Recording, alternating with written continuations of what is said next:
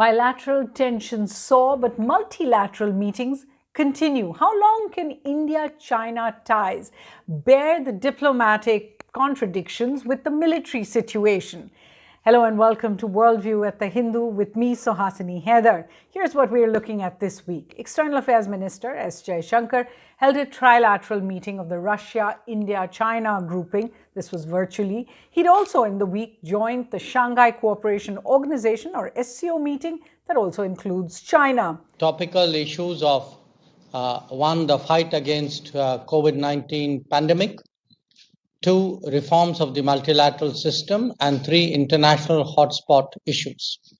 The talks, of course, don't deal with any bilateral issues, but they came as the Indian Army and PLA soldiers continued their nearly 20-month standoff at the line of actual control that began when Chinese soldiers amassed their troops along the line in Ladakh and Sikkim in April 2020 and then transgressed into areas that India claims part of the disputed territory, leading to a number of clashes, including at Galwan, where 20 Indian soldiers and an undisclosed number of Chinese soldiers were killed in brutal conditions in June 2020. You know the story so far. The continuing standoff, though, has led many to wonder about the relevance of India's participation or continued participation at multilateral events as well. And we're not just talking about the ones that were held this week in terms of the RIC or the Russia, India, China trilateral that was held. It was the 18th annual meeting. The three countries at the ministerial level discussed strengthening cooperation, exchanging views on various regional and international issues of importance. That's what the MEA says. But they don't discuss the single most important regional issues, in some senses, that of the India-China standoff. Of course, saying that this is a bilateral issue. But then remember, there are others. India and China, as I said, part of the SCO. Leaders have met since 2017 as members. Prior to that, India was an observer state since 2005. They are also part of the BRICS, the grouping of emerging economies, Brazil, Russia, India, China, and South Africa. This was started in 2009 to challenge the existing financial world order. And they don't just discuss economic issues here. Prime Minister Modi, in fact, hosted the 13th summit in September 2021 this year.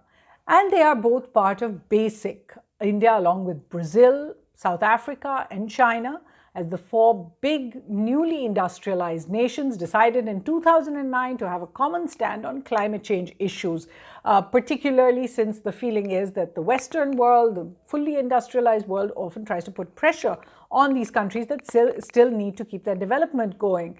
Even during the latest COP26 in Glasgow, which we spoke about in a previous Worldview, they published a joint statement between them. Then after that, India and China have attended a number of other multilateral groupings, some much bigger, like the 27-member SICA, a conference on interaction and confidence building measures in Asia, that's since 1999, 53-member ASEM, Asia-Europe meeting, that's been there since 1996. In fact, Vice President Venkaiah Naidu led the Indian delegation and spoke at the ASEM this week as well. So really, can India continue to sustain meeting in all these multilateral groups along with China while the bilateral relationship is growing more and more tense? And this is on several spheres. Let's just start with what we've already spoken about earlier, bilateral tensions at the 3,488-kilometer line of actual control. Over here, the PLA continues to amass on their side, building infrastructure, storing weapons and ammunition, even tanks at several points, road construction. The Indian Army has, of course, matched most of this. Both sides are currently deploying soldiers in the bitter cold for the second consecutive winter. And remember, these are tens of thousands of soldiers on both sides. Now, the government does say that it is still to understand the reason for the Chinese moves. They have no idea why China has done this, apart from China's territorial aggressions, hegemony in other parts.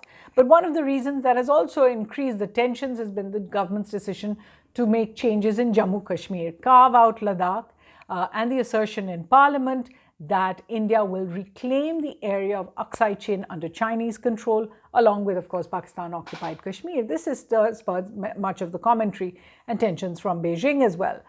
Since April 2020, we've seen 13 rounds of military commander talks. They have yielded disengagement of troops at just 2 points so far. Pangong Tso, or the Pangong Lake, where both China and India relinquished their heights that they had climbed on the north and south banks of the lake, and at the Gogra point. But they are yet to make any headway on demobilizing at places like Hot Spring, Demchok, as well as other areas along the LAC like Depsang, where it's very important for India really to see the troop buildup go down. Now look at the map, and further down the line there's the standoff at Sikkim that continues, and then more Chinese activity at the Doklam Plateau. Remember, this is the area near Bhutan where Indian and Chinese troops faced off in 2017. That lasted a few months, and Chinese troops are since then understood to have built much more architecture, much more infrastructure, villages, helicopter bases and others. In addition, the China-Bhutan MOU, a Memorandum of Understanding on the boundary, announced recently, raises the specter, certainly, of Bhutan conceding territory here in exchange for territory to its north, which would mean more Indian troops would be needed to secure those boundaries as well. Remember, this is a very sensitive area of India's defenses. And then finally, you come to Arunachal Pradesh, where Chinese soldiers have, according to a number of satellite photos released by NDTV, by other agencies, and even a US Pentagon report, China has built villages in disputed territories, territory that India considers its own, since 2020. This is not just some old construction of settling villages, not something that goes back to 1959. This is just in the last year alone. And it's now quite clear what the significance of settling those villages is after China passed its new land border law in October. This really mandates the PLA to claim territories where Chinese settlers already are. And despite all these worries, we heard from the Chief of Defense Staff, General Rawat. He said on November 11th, there is no Chinese village on the Indian side. But then the MEA said that it has always protested these developments with the Chinese side. And both were actually responding to questions about the US Pentagon report. Now, that is just on the military sphere. Tensions rising on other fronts as well. Look at the business front, for example. Last year, India banned 60 Chinese apps, causing Chinese tech companies to lose a massive market in Indians. It regulated all applications for Chinese foreign direct investment, FDI, into India, to the point where, to date, no permissions are being given for Chinese investment into various manufacturing units and others. More recently, government agencies have conducted raids on a number of Chinese-controlled companies operating in India. Most notably, the tech giant ZTE, accusing it of regulatory malpractices and even hinting at corporate espionage. And then there's this, amid a global shortage of microchips and semiconductors, the government is hinting that China, that really has a monopoly on the supply, may be actually squeezing India in particular. So that tension as well. And then finally, India has cut Chinese companies like Huawei out of its 5G telecom trials, citing security concerns. And of course, this is in line with many Western countries as well. Finally, let's take a look at the neighborhood, where again, between India and China, there are tensions rising. Remember, Prime Minister Modi and President Xi had spoken about India-China plus working in the neighborhood, far in contrast to that. In Nepal, for example, we've seen things like the military felt China had instigated the India-Nepal spat over disputed territories like Limpiudara, that led to military tensions in May of 2020. In Sri Lanka, India's protested being cut out of the East Container Terminal deal, apparently at the behest of China. But then a Chinese company actually bagged the contract for the phase 2 construction of the very same ECT. In Maldives, the Solé government, which is seen as closer to India, has cancelled a few Chinese projects, apparently due to India's discomfort. And of course, through this all, but particularly this year, China remains the biggest military arms supplier to Pakistan, to Bangladesh, and to Myanmar. We've already spoken about China's Bhutan MOU becoming a possible place of tension. And remember, on Afghanistan, China declined to attend NSA Ajit Doval's meeting of NSAs in the region this month, but it did attend and sent its envoy to Pakistan instead. Finally, in the broad scheme of things, China has actually move to try and cut India out really of South Asian architecture as well. It set up a COVID relief and poverty alleviation center that includes all South Asian countries minus India and Bhutan and the Maldives.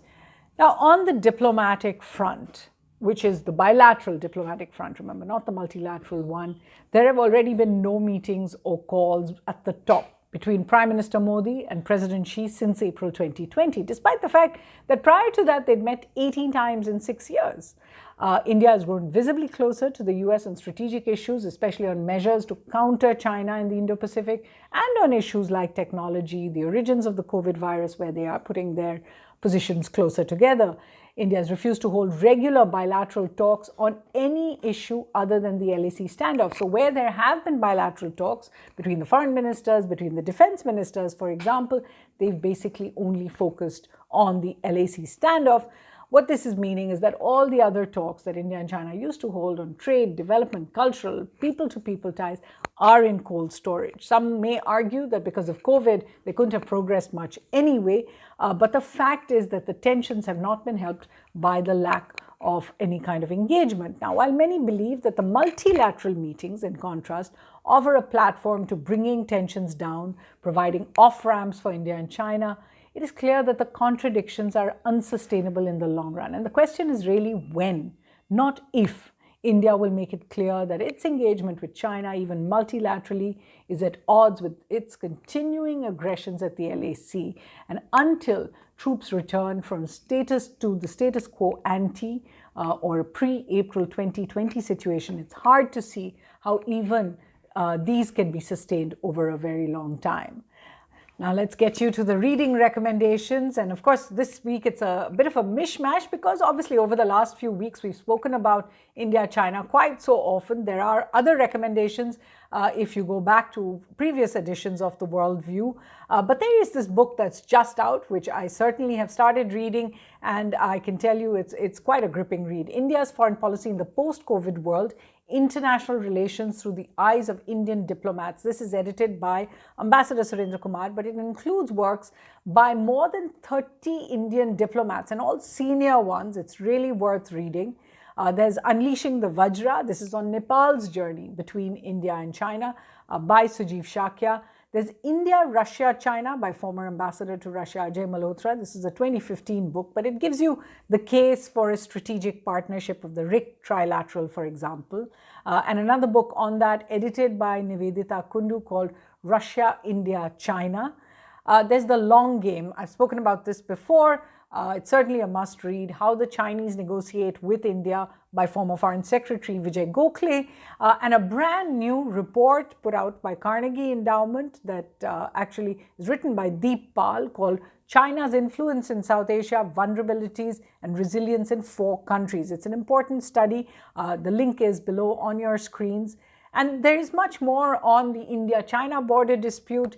There's a Hindu story as well about India-China tensions and how to look at them in terms of 6 different books. We certainly hope you enjoy reading all of them and join us again here on Worldview. From the team here, thanks for watching.